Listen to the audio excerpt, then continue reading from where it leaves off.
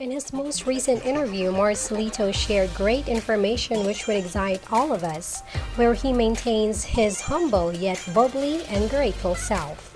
The interview started with saying congratulations to our country's pride and that there were a lot of good feedbacks about Marcelito's performance in America's Got Talent, placing him in the semis. And when asked about how he entered America's Got Talent, he said, Sila yung nag-message sa amin sa Facebook, sila yung kumuha talaga sa amin. And how did he react to the invitation? Nagulat ako. Siyempre sabi ko kasi kalimitan kasi mga nag-audition talaga para makapasok sa America's Got Talent. So ako, kinontak lang nila ako by Facebook. So dito bang maging contestant dito sa The Champion Edition. So ibig sabihin, lahat mga nanalo, maglalaban-laban. So all the Got Talent all over the world, yun maglalaban naman. Okay. He also shared about some details when starting the competition. First, po namin ay November pa. November pa. Yung first taping namin. So this coming, Feb, yun po yung final. Let's learn about how he reacted with the netizens. Siyempre nakakagulat. Siyempre natutuwa na hindi ko akalain na ang gano'n lang approach sa akin ng mga tao na namangha sila sa talento. Naniniwala sila sa talento. When asked about if he got nervous on stage, sobra. Doon sumakit dibdib ko. Talaga hanggang ngayon nandito pa rin. Pero nagpa-check up, hindi naman ako. Okay naman daw. Okay. Kakaba lang. Oo, kaba lang. Pag stress ka ba kasi siyempre iba yung audition eh. Iba kasi yung sa dati sa Pilipinas talaga. Iba kasi yung sa ibang bansa talaga. And how did he react about not being on a golden buzzer knowing that Simon even stole a buzz for one dance group? Well, okay lang naman sa akin kasi kung talaga yun ang gusto nila, nasa kanila kasi kahit ang sabihin natin, kahit i-push natin na mag-golden buzzer ako, kung hindi para sa atin, hindi talaga para sa atin. Now let's try to know what's his song for the semis and his preparation. Pero do you have any preparations for that? Meron. Ano mga preparations mo? Practice ba? Practice na ng practice. Hindi kaya kami sa atin yung kanta na ito para hindi ka mali. Gusto ko lang ay yung tipong paano mawala yung kaba talaga in the semifinals na.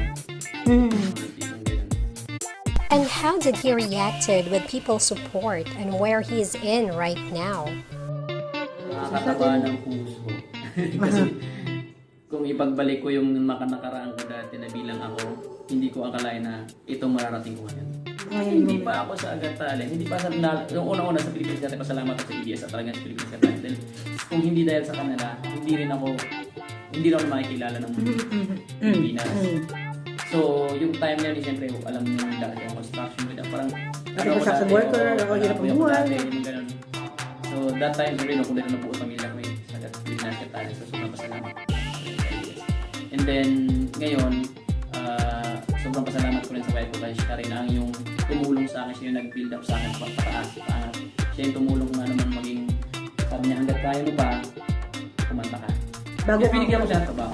Ano trabaho binigay mo sa kanya? Interpreter siya. Nakakasagot naman ako, pero yung tipong natatakot ako sobrang kaba. Baka minsan lang nabi-mental block ako. Totoo naman din. Now, what does he feel about the upcoming semifinals? Mga tapos yung makuha ko. Hindi kayo makapasok sa grand finals, masaya na ako. Alam mo bakit? Kasi ano yun champion edition yan. Kasi baga lahat ng mga magaling, lahat ng mga champion, naglalaban-laban all over the world din Oo, diba? What if somebody offers to work abroad for him? Why not? May chance. Kung may kumuha doon sa akin, wala tayong gagawa. Kaya talagang trabaho yan While waiting for the semis, let's learn about what keeps him busy nowadays. Marami event sa akin. Kahit naman nung after ko nung nag-audition sa Got Talent, marami pa naman ako mga event. And then minsan pag wala akong event, nandun sa anak ko, minsan nandun sa negosyo ko. Dalawang hardware. Wow!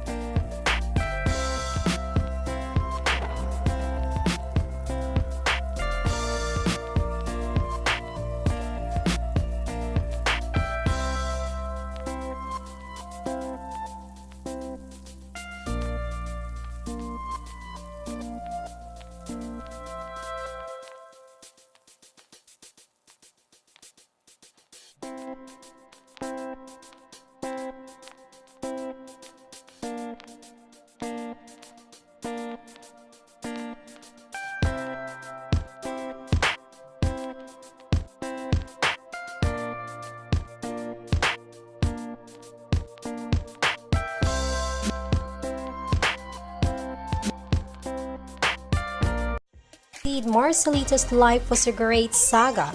And this time, let's hear his message for everybody. Sa lahat ng mga Pilipino, Pilipinas, kung saan man sa buong mundo, maraming salamat sa paniniwala sa talento at maraming salamat sa suporta. Kaya sa lahat ng mga kagaya ko noon, huwag kayo mawala ng pag-asa. Pray lang, darating sa inyo yan. At sana suportahan niyo ako this coming semi-finals. Sana makapasok na ng grand finals.